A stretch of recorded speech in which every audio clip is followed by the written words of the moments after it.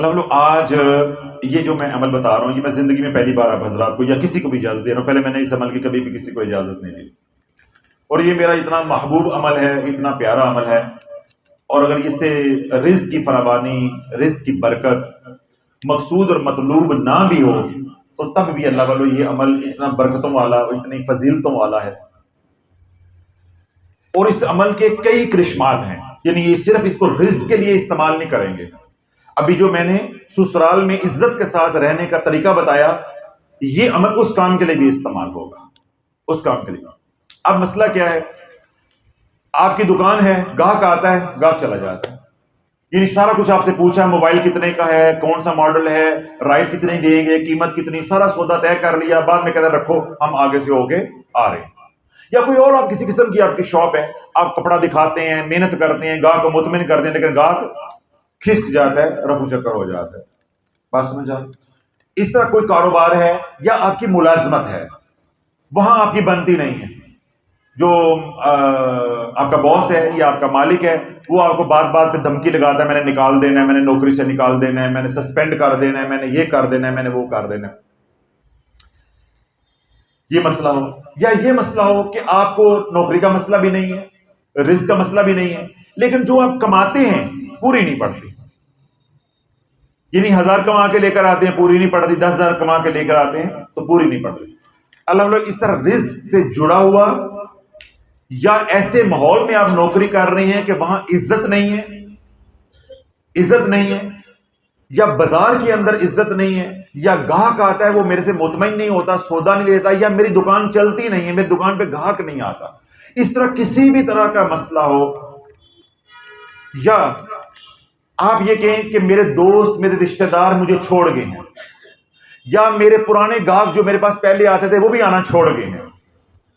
سمجھ آئی؟ اس طرح کے کسی بھی مسئلے کا آپ شکار ہوں تو اللہ والو آپ نے پڑھنی ہے سورۃ والضحیٰ, سورۃ والضحیٰ. اب ذرا توجہ کے ساتھ سن لیجیے گا کہ اس عمل کی شان کیا ہے اور یہ کرنا کیسے ہے.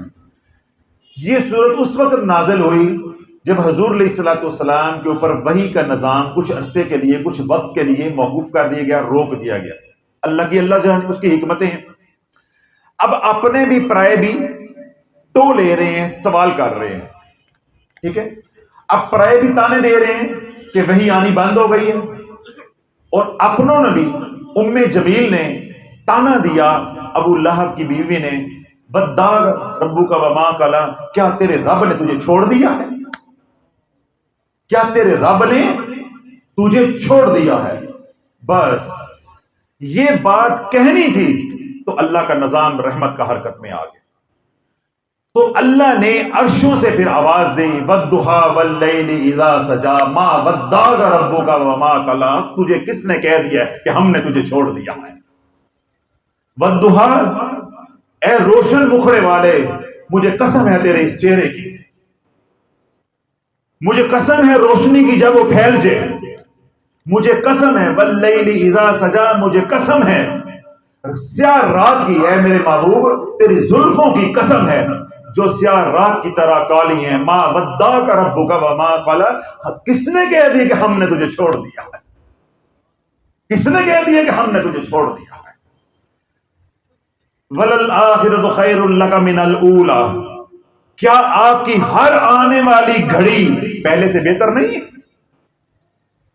اگر آپ کے رب نے آپ کو چھوڑ دیا ہوتا تو یہ کیسے ہو جاتا, یہ کیسے ہو جاتا؟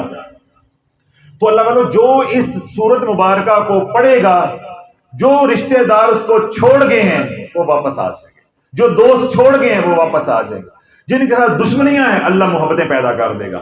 پھر دوسرا انعام کیا ملے گا کہ اس کا ہر آنے والا دن اچھا دینی لحاظ سے بھی اور دنیاوی لحاظ سے, دینی لحاظ سے بھی اور دنیاوی لحاظ سے. پھر اتنا اچھا ہوگا, اتنا اچھا ہوگا, اتنا اچھا ہوگا, وَلَسَوْفَ يُعْطِيكَ رَبُّكَ فَتَرْضَىٰ, کہ اللہ تجھے راضی کر کے چھوڑے گا, اللہ راضی کر کے چھوڑے گا.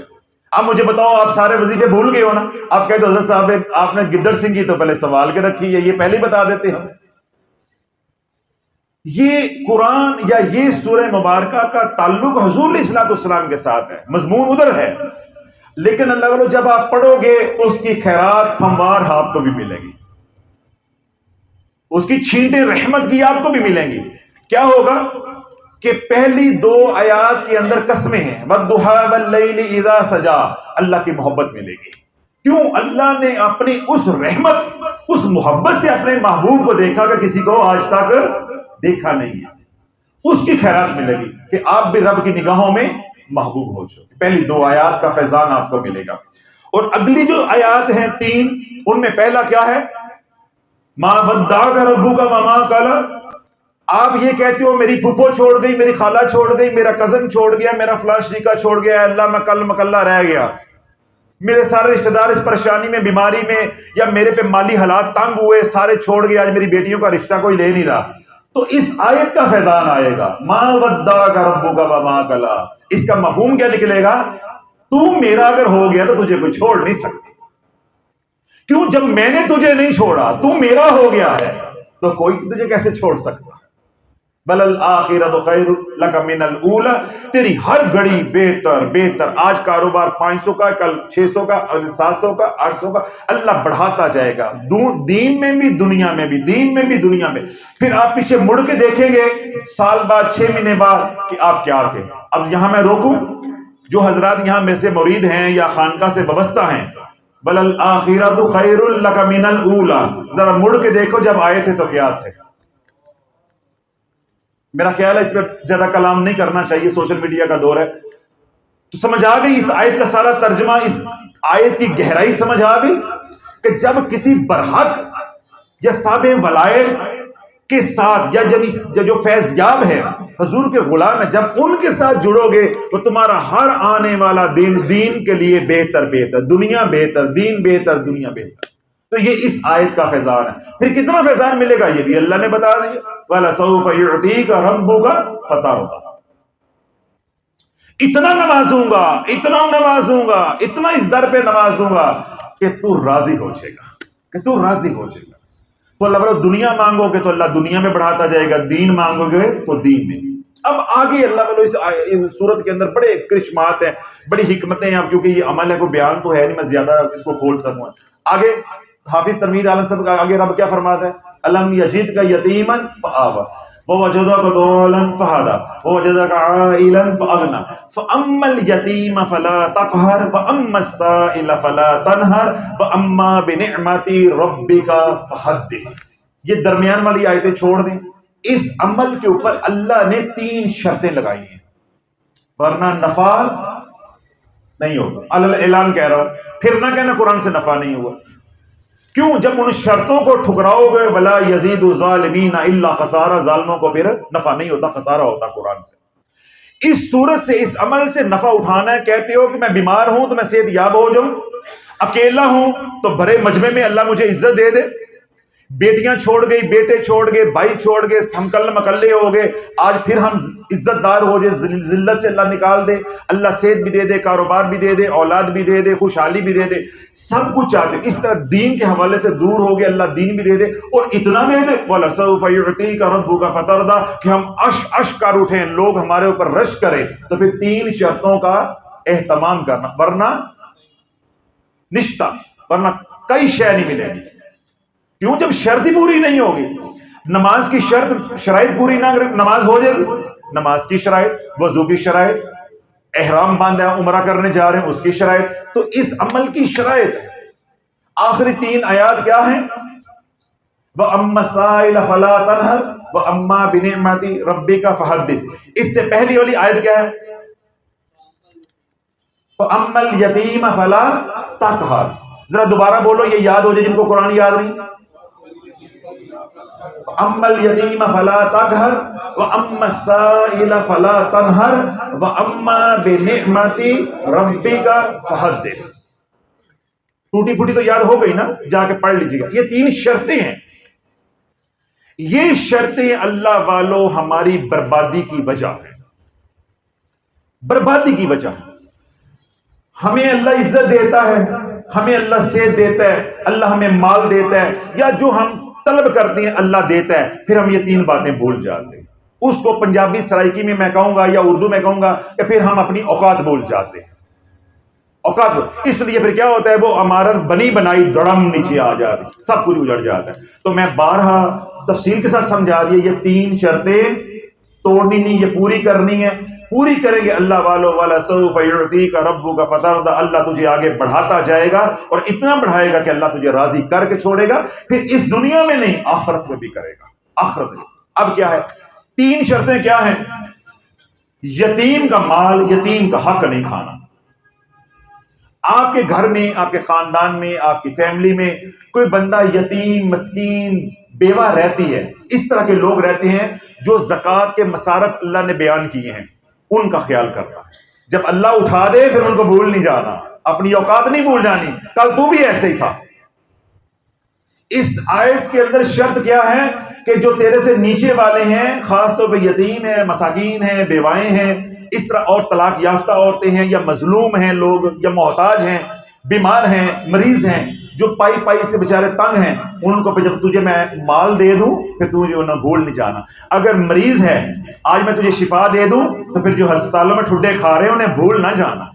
یاد رکھنا کل تو بھی اسی وارڈ میں ذلیل و خوار ہو رہا تھا, یا خانقاہ میں ذلیل و خوار ہو رہا تھا.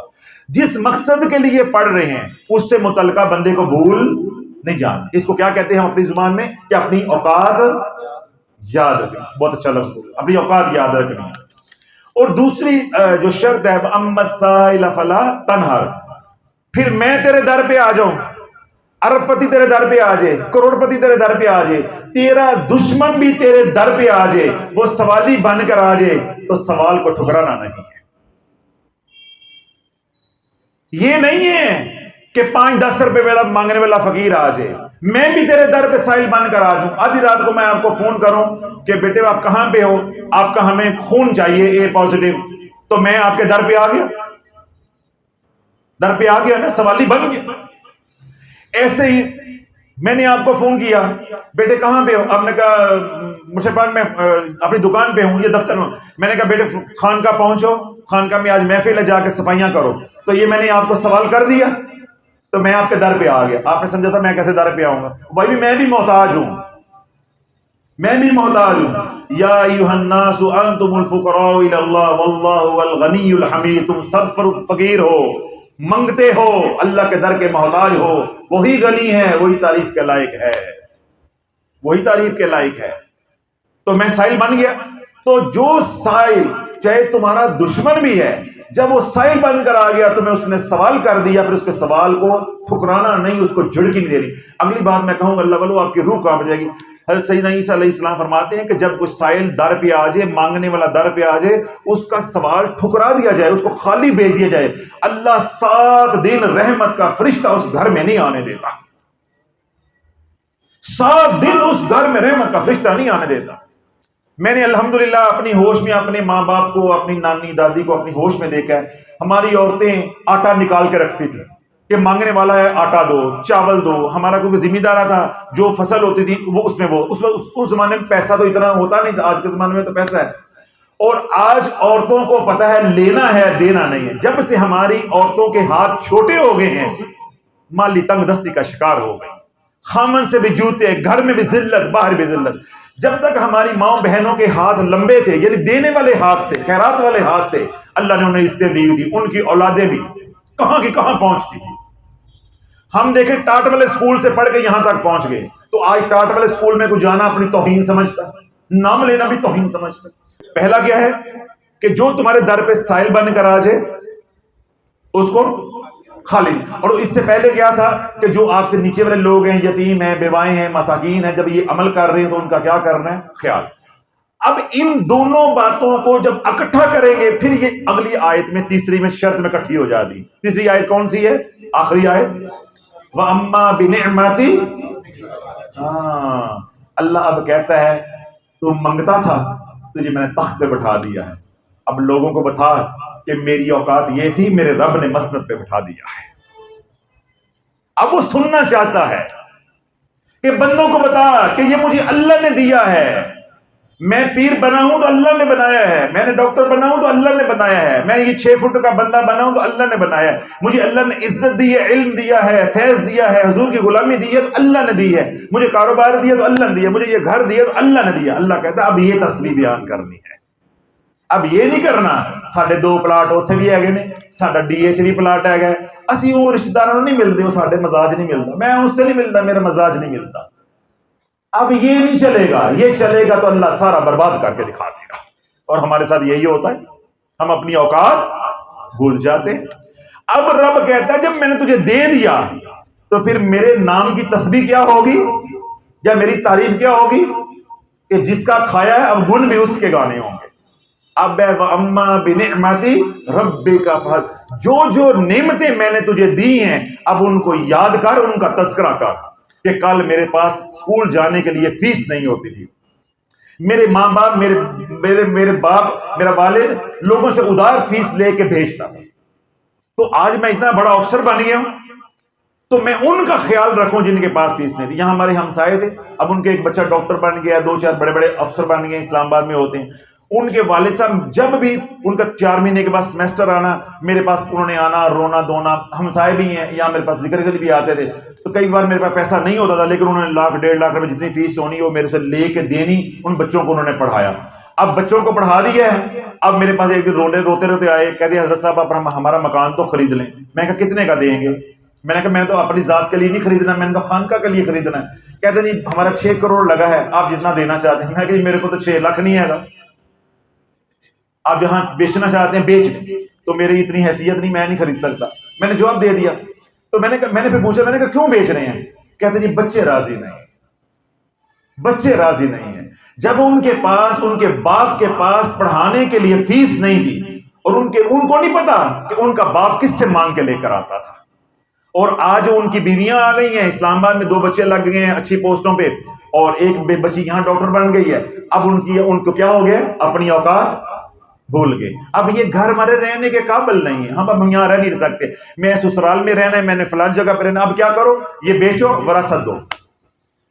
تو اللہ والوں ہونا کیا چاہیے تھا, وہ جہاں بیٹھتے تو کہتے کہ کل ایک وقت تھا کہ میرے باپ کے پاس پیسے نہیں تھے, وہ ہمارے ہمسائے میں ڈاکٹر حامد شافی تھا, وہاں سے مانگ کے لے کے آتے تھے. میرے باپ نے وہ کڑا وقت دیکھا ہے, اس مصیبتوں سے مجھے پڑھایا ہے, اور میرے اللہ نے مجھے پار لگایا ہے, تو میرے اللہ نے پار لگایا.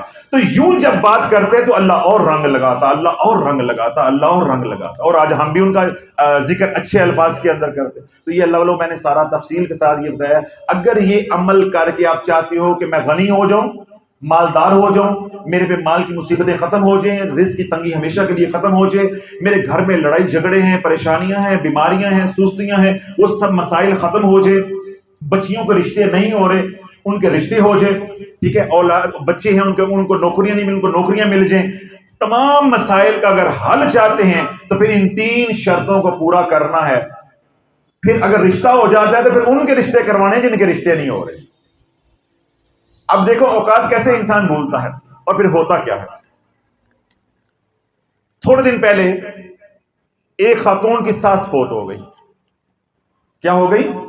ساس فوت ہو گئی.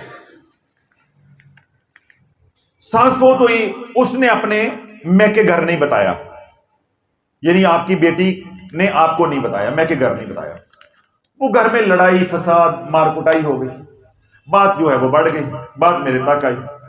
میں نے جب ساری بات سنی دونوں افریقین کی, میں نے اسے پوچھا, میں نے کہا بیٹے جب فوتگی ہو گئی تھی تو تیرا فرض بنتا تھا نا کہ تو اپنے رشتہ داروں کو, اپنے ماں باپ کو, بہن بھائیوں کو بتا دی, بھائی میرے ساس فوت ہو گئی. باقی کسی کا آنا نہ آنا وہ ایک الگ مسئلہ ہوتا ہے, بتاتی تو. اس نے آگے مجھے بات ایسی کہی کہ میں لاجواب ہو گیا. اس بچی نے بات آگے ایسے کہی, اس نے کہا کہ جب میرا باپ بستر پہ تھا نا, میرا باپ بستر مرگ پہ تھا, اس عورت نے مجھے تانے دیے تھے کہ تیرے پیو نو تو پیمپر لگ دے, تیرے پیو دی تو حالت ہی بڑی خراب ہے گی, تیرے پیو دے تو پیمپر لگ دے, بندہ کول کھلو نہیں سکتا, ایڈی بو آندی, اس دی حالت ہی ایڈی خراب ہے. تو میں آپ کو بتا نہیں سکتی کہ میرے دل پہ کیا بیتی تھی. اور میں نے اللہ سے رو کے دعا مانگی کہ یا اللہ میرے باپ کو پیمپر لگے ہیں یا میرا باپ اس حالت میں ہے, یا اللہ تو یہ حال ان کو بھی دکھا, ان کو پتا چلے کہ پیمپر کوئی خوشی سے نہیں لگاتا, یہ حالات کوئی خوشی سے نہیں لیتا, یہ اللہ کی طرف سے ہوتے ہیں. تو ان کی ماں کو 2 سال پیمپر لگے ہیں, 2 سال پیمپر لگے ہیں. چند دن پہلے کی بات ہے. تو اللہ والو یہ میں نے ڈکے چھپے الفاظ کے اندر بات کی ہے کہ کسی کو معلوم بھی نہ ہو میں کس کے بارے میں بول رہا ہوں. تو بتانے کا مقصد یہ ہے کہ یہ کیا ہو گیا، اپنی اوقات بول گئے، اپنی اوقات بول گئے. پھر وہ اس بچی نے مجھے کہا، کہتی میں نے زندگی کی کتنی راتیں ہیں اس عورت کی وجہ سے فٹ پاتھوں پہ گزاری ہیں، کہ یہ اپنے بیٹے کو اکساتی تھی، اس کا بیٹا آدھی رات کو مار کے مجھے گھر سے نکال دیتا تھا، میں اپنے باپ جو میرا بستر مرگ پہ پڑا ہوتا میں اس کو کیا دکھ سناتی فون کر کے کہ آدھی رات کو مجھے نکال دیا. تو میں ایک بہت بڑا شہر وہاں رہتی، میں اس شہر کے فٹ پاتھ کے اوپر اپنی چھوٹی بچی کو اور بیٹے کو لے کے رات، سردیوں کی رات فٹ پاتھوں پہ گزاری. میرے پاس کوئی جواب نہیں، میں چپ کر گیا. میں نے کہا بیٹا ٹھیک ہے، جو ہونا تھا ہو گیا، مرنے والی مر گئی. بہرحال اگر آپ درگزر کر دیں، معاف کر دیں تو بہتر ہے، اگر نہ کریں تو آپ کو حق پہنچتے، شریعت اجازت دیتی ہے. اگر آپ نے بدلہ ہی لینا ہے تو لے، میں کچھ نہیں کہتا، کیونکہ کم انہوں نے بھی نہیں کی ہوئی، کم آپ نے بھی نہیں کی ہوئی. اب دل مل نہیں سکتے، اب دل مل نہیں سکتے. تو اللہ والو یہ کیا ہے کہ جب اولاد پڑ گئی، اچھے پوسٹوں میں پہنچ گئی، تو دوسرے کا باپ بیمار ہوا تو اس کی بیماری میں بھی حقارت، اس سے بدبو آ رہی ہے. تو جب ماں سے بدبو آئی ہے تو پھر اب کہتے ہیں جی میری ماں کا پیمپر بھی صاف کیا جائے، میری ماں کی پوٹی پیشاب بھی صاف کیا جائے. تو پھر کون کرتا ہے؟ تو اللہ والو یہ اس عمل کے ساتھ اپنی اوقات نہیں بھولنی. تو پھر اوقات نہیں بھولیں گے تو اللہ کا کیا وعدہ ہے؟ وَلَسَوْفَ يُعْطِيكَ رَبُّكَ فَتَرْضَىٰ، تمہیں اتنا دوں گا کہ تمہیں راضی کر دو. پھر اللہ کسی کا محتاج نہیں رہنے دے گا. یہ سورت 41 مرتبہ روزانہ پڑھنی ہے. کتنی بار؟ 41 بار روزانہ پڑھنی ہے. اول و آخر 7 بار درود پاک. فجر کے بعد پڑھ لے تو بہت ہی اچھا ہے، رزق ملنے کا وقت ہوتا ہے. اگر پڑھ لیں، اگر نہ کسی وقت یاد رہے یا آسانی نہ ہو، اسکول، کالج، فیکٹری، اپنے کام پہ جاتے ہوئے رستے میں پڑھ لیں، موٹر سائیکل پہ، گاڑی پہ پڑھیں، کوئی قید نہیں ہے. اور کوشش کریں کہ وضو کے ساتھ پڑھیں، اس کی برکت اپنی ہوتی. اگر وضو نہ بھی ہو تب بھی کوئی مسئلہ نہیں، اس کو وظیفے کی نیت کر کے آپ پڑھ سکتے ہیں، زبانی جب یاد ہو جائے. اور جب تک زبانی یاد نہیں ہے موبائل پہ رکھ کے پڑھیں، وَالضُّحَىٰ وَاللَّيْلِ إِذَا سَجَىٰ مَا وَدَّعَكَ رَبُّكَ وَمَا قَلَىٰ. اس کا ترجمہ یاد کر کے چبا چبا کے پھر دیکھو انشاءاللہ اللہ رب العزت جو ہے وہ آپ کو کیسے رنگ لگاتا ہے.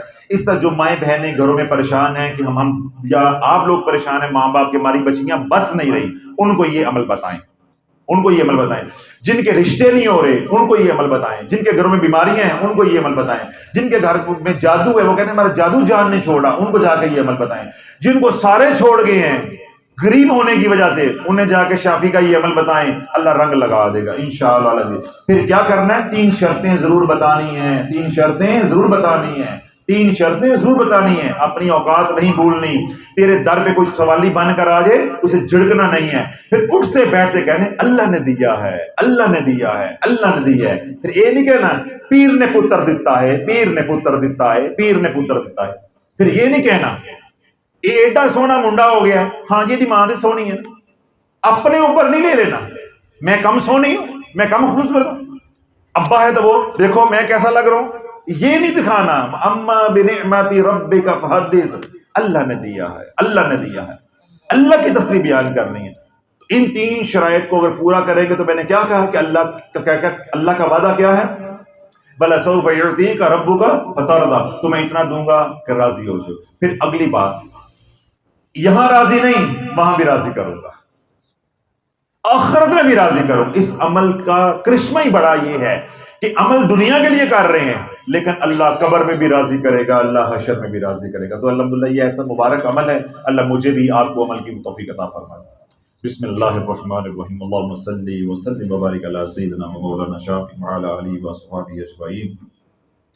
لا الہ الا اللہ وحدہ لا شریک لہ لہ الملک ولہ الحمد یحیی و یمیت وہو علی کل شیء قدیر.